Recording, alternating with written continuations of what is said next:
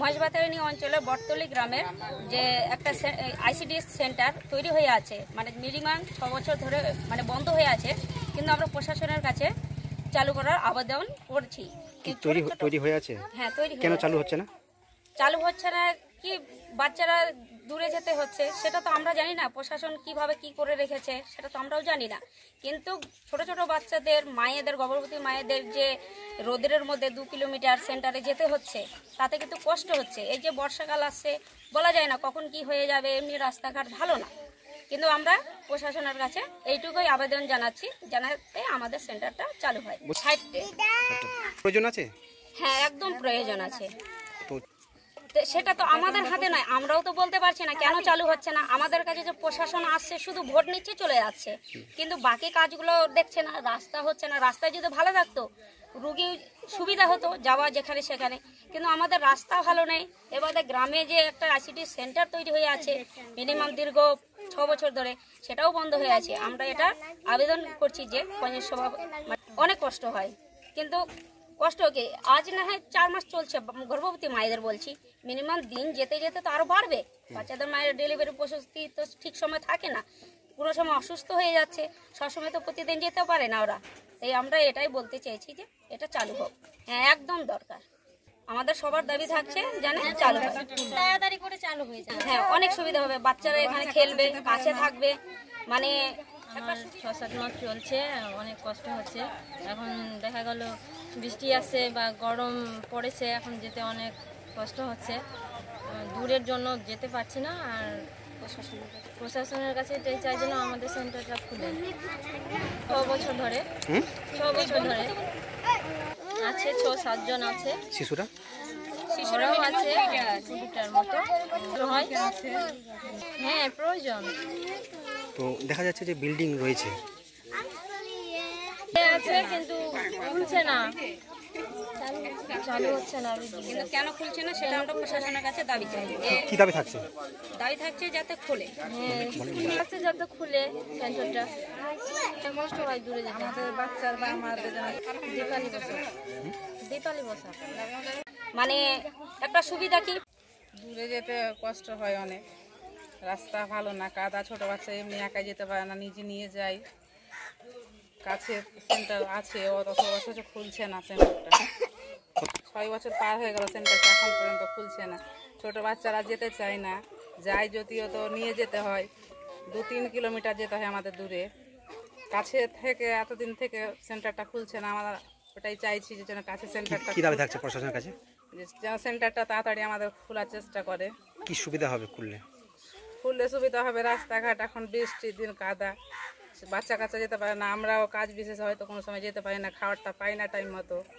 খাবারটা পাবো কাছে থাকতে গেলে, আর সেন্টারটা হয়েছে অথচ আমরা খাবার পাই না বা সেন্টার খুলছে না। ওই জন্য প্রশাসনের কাছে আমরা এটাই চাইছি যে যেন সেন্টারটা আমাদের খুলে দেয়। সেন্টারটা খুলেছে, তৈরি করা দরকার না থাকলে তৈরি করতো না, দরকার আছে বলে তৈরি করেছে, তো খুলছে না কেন? প্রশাসনের কাছে এটাই চাইছি যেন সেন্টারটা খুলে আমাদের বাচ্চা কাচ্চার আসার সুবিধা হবে।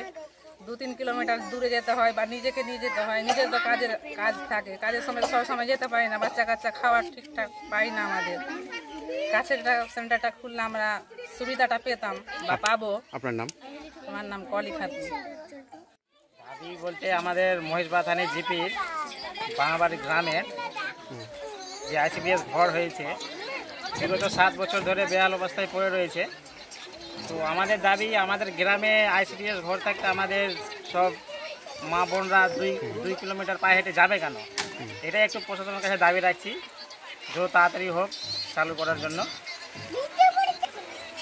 তো গ্রামে এত টাকা খরচ করে প্রায় 10 থেকে 11 লক্ষ টাকা খরচ করে বিল্ডিং করেছে, যদি কোনো প্রয়োজনই ছিল না তাহলে কি দরকার ছিল? 7 বছর ধরে বেহাল অবস্থায় পড়ে রয়েছে। দেখুন, প্রায় যে বটতলী নূরপুর গ্রামের যে বিল্ডিংটা হয়েছে, প্রায় 10 লক্ষ টাকা বাজেট। তো 10 লক্ষ টাকা বাজেট করে বিল্ডিং তৈরি করেছেন বটতলী গ্রামে মায়েরা কি ভালো পরিষেবা পাওয়ার জন্য। কিন্তু তৃণমূল সরকার কি করেছে, অঙ্গনারী দিদিমণি এখনও নিয়োগ করেনি। হ্যাঁ, কেন নিয়োগ করেনি?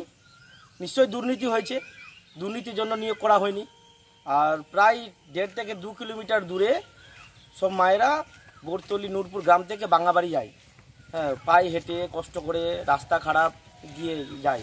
তো তাহলে সাধারণ মানুষের জন্য প্রশাসন ঘর করে দিয়েছে, কিন্তু নিয়োগ করছে না। নিশ্চয়ই তৃণমূল সরকার এইতে দুর্নীতি হয়েছে। আমরা চাইছি এই তৃণমূল সরকার আমলে উন্নয়ন কিছু হবে না, কাজে এক আর মুখে বলে এক, কাজে এক।